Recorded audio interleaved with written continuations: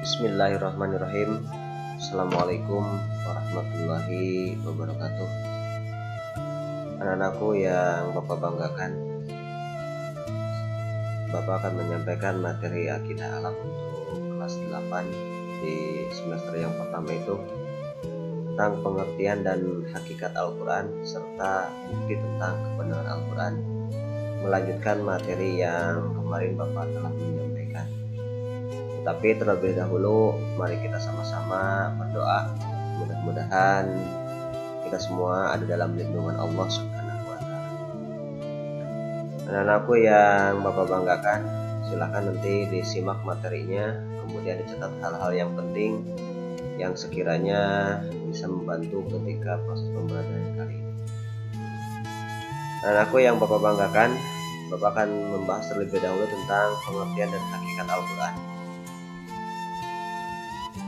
Nah, di sini kita lihat, coba kalian lihat tentang pengertian dan hakikat Al-Quran. Pertemuan yang lalu kita telah membahas tentang Al-Quran dan juga keistimewaannya. Di antaranya ini masih pokok bahasan di Al-Quran dan keistimewaannya. Bagian kali ini adalah pengertian dan hakikat Al-Quran. Jelas bahwa Al-Quran menurut bahasa berasal dari kata qara'a yaqra'u Qur'anan, yang artinya bacaan atau yang dibaca. Ini menurut bahasa itu adalah Al-Quran itu hanyalah bacaan atau bisa dikatakan yang dibaca, itu yang mengenal Al-Quran. Adapun menurut istilah, Al-Quran adalah kalam Allah yang diturunkan kepada Nabi Muhammad SAW sebagai mukjizatnya, dan bagi yang membacanya merupakan ibadah. Al-Quran adalah firman Allah SWT yang diwahyukan kepada Nabi Muhammad SAW sebagai Nabi terakhir. Jelas di sini bahwa Al-Quran ini merupakan kalam Allah yang diturunkan kepada Nabi Muhammad SAW sebagai mukjizatnya.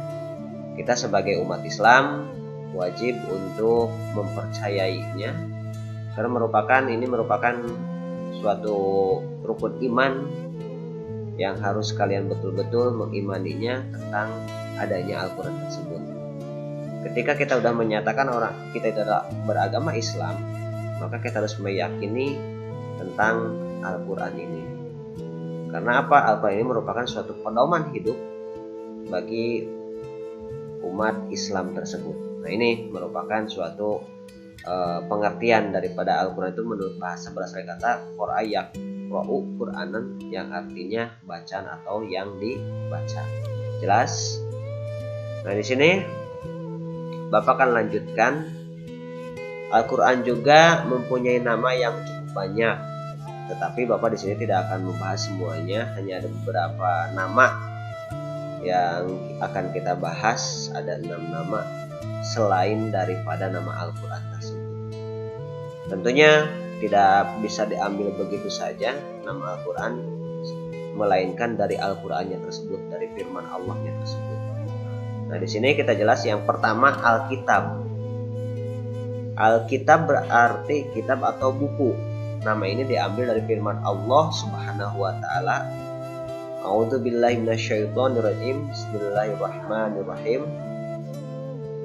Dzalikal kitabu la raiba fihi hudal lil muttaqin. Nah, ini yang artinya kitab Al-Quran ini tidak ada keraguan padanya, petunjuk bagi mereka yang bertakwa. Ini dijelaskan dalam surat Al-Baqarah, jadi surat yang kedua, ayat yang kedua. Ini jelas ya.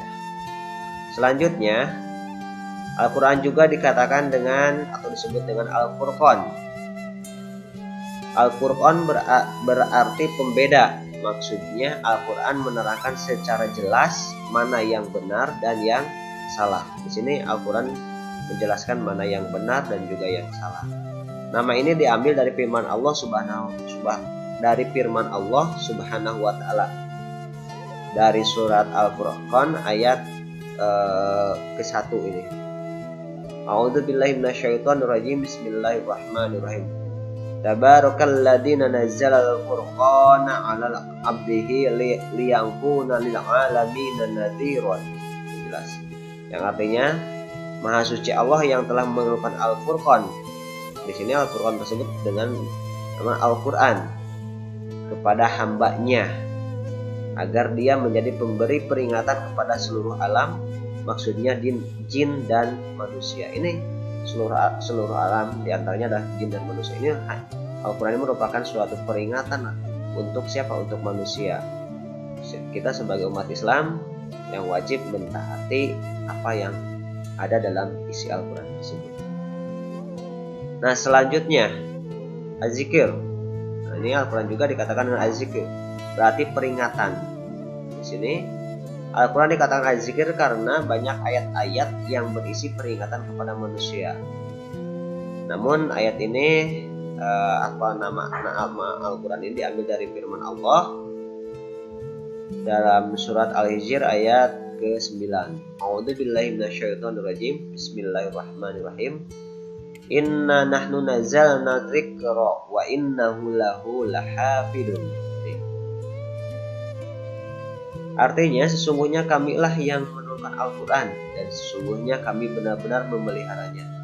Jadi jelas Al-Quran ini diturunkan oleh Allah Subhanahu wa Ta'ala, dan Allah Subhanahu wa Ta'ala yang akan memeliharanya. Jadi ini sudah dijelaskan di dalam surat Al-Hijr. Jadi yang akan memeliharanya juga tetap Allah Subhanahu wa Ta'ala. Kita sebagai umat Islam wajib untuk mengamalkannya dan juga untuk membacanya. Karena ketika kita membaca Al-Quran tersebut sama dengan mengingat Allah, atau ini jadi ketika kita membaca Al-Quran juga merupakan suatu ibadah untuk kita nanti di yaumil akhir, atau akan menjadi bakal kita di yaumil akhir. Selanjutnya Al-Huda. Al-Huda berarti petunjuk. Jelas Al-Quran ini dikatakan Al-Huda karena ayat-ayatnya berisi petunjuk bagi manusia. Nama Al-Huda diambil dari firman Allah Subhanahu wa Ta'ala dari surat Al-Baqarah ayat 185. Nah, silakan kalian bisa baca sendiri di tampilan di sini. Yang artinya bulan Ramadan, bulan yang di dalamnya diturunkan permulaan Al-Quran sebagai petunjuk bagi manusia dan penjelasan mengenai petunjuk itu dan pembeda antara yang hak dan yang batil. Jelas ini ya, sebagai petunjuk. Al-Quran itu merupakan petunjuk buat siapa? Tentunya petunjuk bagi orang yang mengimaninya, bagi orang Islam kita sendiri. Selanjutnya An-Nur. Al-Quran juga bisa dikatakan atau diberikan arti yaitu An-Nur atau cahaya. Nih, kenapa Al-Quran dikatakan An-Nur? Karena dalam Al-Quran itu banyak petunjuk-petunjuknya bagi siapa? Bagi manusia atau bagi makhluknya. Nih, bagi makhluk Allah Subhanahu wa Ta'ala. Banyak petunjuk-petunjuk yang harus kita lakukan ketika kita mempelajari, meyakini, mengamalkan Al-Quran. Insya Allah kita akan selamat di dunia dan di akhirat. Di sini, A'udzubillahi minasyaitonirrajim. Bismillahirrahmanirrahim. Wa malam yaja' alillahu lahu nuran fama lahu min nurin. Barang siapa yang tiada diberi cahaya atau petunjuk oleh Allah, tiadalah dia mempunyai cahaya sedikit pun. Jadi jelas Allah itu yang akan memberikan cahaya kepada umatnya. Siapa yang akan diberi petunjuk oleh Allah Subhanahu wa Ta'ala, berikan cahaya oleh Allah Subhanahu wa Ta'ala? Kita sebagai umat manusia yang tentunya yang mengimani terhadap Al-Quran. Itu. Kemudian yang terakhir yang kali ini yang akan Bapak bahas tentang nama lain daripada Al-Quran itu ada Al-Bayyinah. Al-Bayyinah berarti keterangan. Al-Quran dikatakan Al-Bayyinah karena ayatnya berisi beberapa keterangan atau penjelasan bagi suatu masalah. Nah, ini diambil dari surat apa nama Al-Bayyinah tersebut? Diambil dari surat Al-Bayyinah ayat ke-1. Ini kalian sudah tidak asing lagi kalau kalian suka menghafalnya, gitu ya. Surat Al-Bayyinah ayat ke-1. Yang artinya orang-orang yang kafir, yakni ahli kitab dan orang yang musyrik, mengatakan bahwa mereka tidak akan meninggalkan agamanya sebelum datang kepada mereka bukti yang nyata. Itu jelas ya.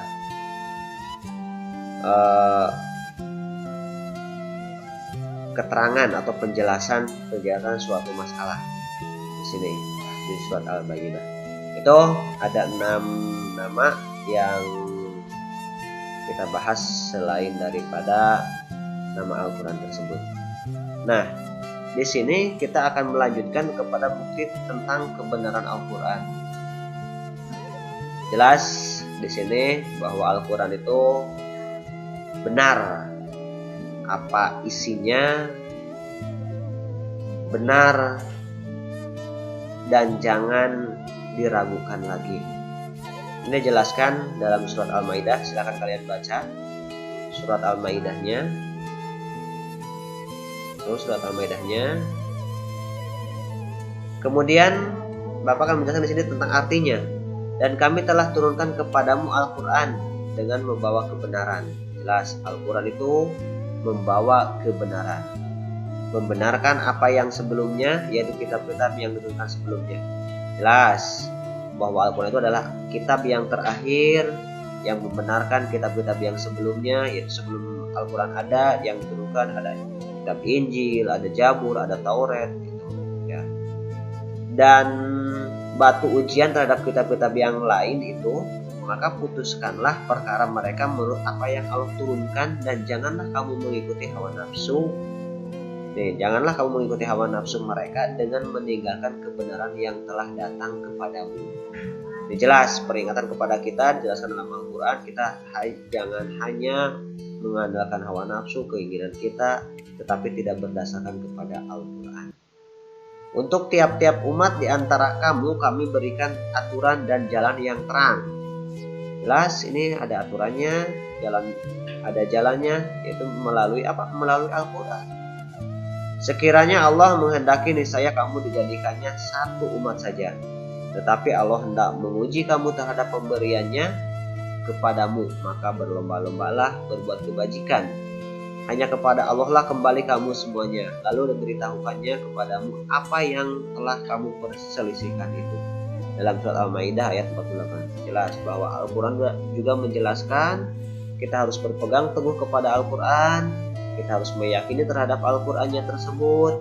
Kita juga akan kembali kepada Allah Subhanahu wa Ta'ala. Apa yang kita lakukan itu yang akan dipertanggungjawabkan. Nah, ini ada menunjukkan adanya bukti kebenaran Al-Quran yang dikemukakan dalam tantangan yang sifatnya terhadap bertahap ini. Jadi ada tantangan yang pertama itu menantang siapapun yang mengakunya siapapun yang meragukannya untuk menyusun semacam Al-Quran secara keseluruhan. Ini ada dalam Quran surat yang ke-50 ayat 34. Allah itu memberikan tantangan kepada umat manusia. Siapa sih yang bisa membuat Al-Quran, yaitu menyusun seperti Al-Quran. Kemudian yang kedua, menantang mereka untuk menyusun 10 surat semacam Al-Quran. Kalian bisa dilihat sebagai dasarnya di surat yang ke-11 di ayat ke-13 ini. Kemudian seluruh Al-Quran berisikan 114 surat. Jadi ada tantangan oleh Allah itu kepada kaum yang tidak mempercayai Al-Quran, menyuruh untuk membuat 10 surat saja untuk membuat surat seperti Al-Quran yang berisikan 114 surat. Ini. Yang ketiga, menantang mereka untuk menyusun 1 surah saja semacam Al-Quran.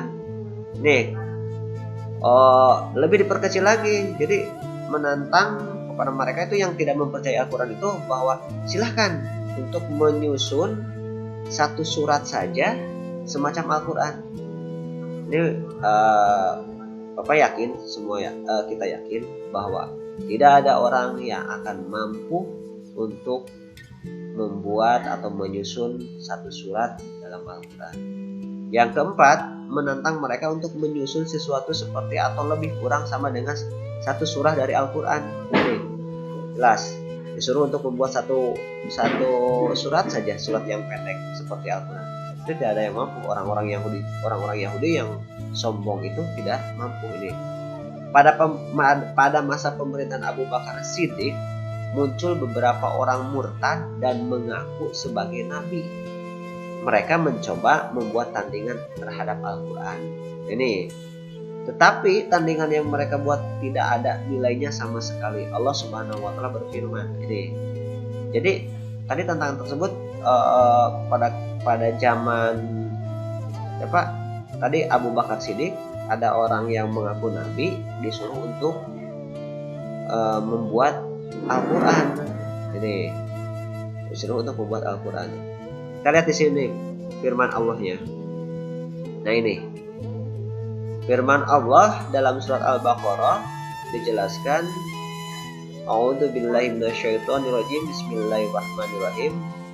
Wa in kuntum fi raibin mimma nazalna ala abdina fa'tu bisuratim min mislihi wad'u syuhada'akum min dunillahi in kuntum shadiqin. Fa in lam taf'alu wa la taf'alu fattaqun narul lati waquduhan nasu wal hijarah uiddat lil kafirin. Dan jika kamu tetap dalam keraguan tentang Al-Quran yang kami wahyukan kepada hamba kami atau Muhammad, buatlah satu surat saja. Allah memerintahkan untuk membuat satu surat ketika ada orang yang meragukan terhadap Al-Quran yang diwahyukan kepada Nabi Muhammad SAW. Yang misal Al-Quran itu dan ajaklah penolong-penolongmu selain Allah. Jika kamu orang-orang yang benar, maka jika kamu tidak dapat membuatnya, dan pasti kamu tidak akan dapat membuatnya, peliharalah dirimu dari neraka yang bahan bakarnya manusia dan batu, yang disediakan bagi orang-orang kafir. Ini jelas ya. Kita harus memelihara kita dari neraka, jangan sampai kita itu terjerumus kepada api neraka. Jelas di sini bahwa awalnya itu ada orang-orang yang mengaku nabi, kemudian ada yang tidak percaya terhadap wahyu Allah. Silahkan untuk membuat satu buah Al-Quran atau satu ayat Al-Quran, itu niscaya tidak akan bisa. Allah sudah menjaminnya itu tidak akan bisa kalian lakukan, kita lakukan. Karena apa? Ini merupakan firman Allah yang tidak bisa kita buat seenaknya ya. Nah, itu materi yang Bapak sampaikan, mudah-mudahan manfaat. Dan di sini ada beberapa pertanyaan sebagai refleksi yang harus kalian jawab. Ada 5 pertanyaan yang sangat mudah dari pembelajaran tadi. Yang pertama, coba sebutkan Al-Quran menurut bahasa dan istilah. Kemudian yang kedua, apa saja nama lain dari Al-Quran. Yang ketiga, apa bukti tentang kebenaran Al-Quran sebagai firman Allah Subhanahu wa Ta'ala. Kemudian ada pertanyaan yang harus kalian jawab dengan jujur. Berapa kali sehari kalian membaca Al-Quran? Ini kalian jawab dengan jujur. Kemudian sama, ini juga harus dijawabnya dengan jujur, tidak boleh berbohong. Dalam hidup kalian sampai sekarang menjadi siswa-siswi MTS Negeri 6 Kuningan ini, sudah berapa kali kalian tamat membaca Al-Quran? Kalau kalian merasa belum tamat, katakanlah atau jawablah belum tamat. Kalau kalian sudah pernah tamat, atau 1 kali atau 2 kali atau 3 kali, silahkan kalian diingat-ingat dan ini mohon untuk dijawab.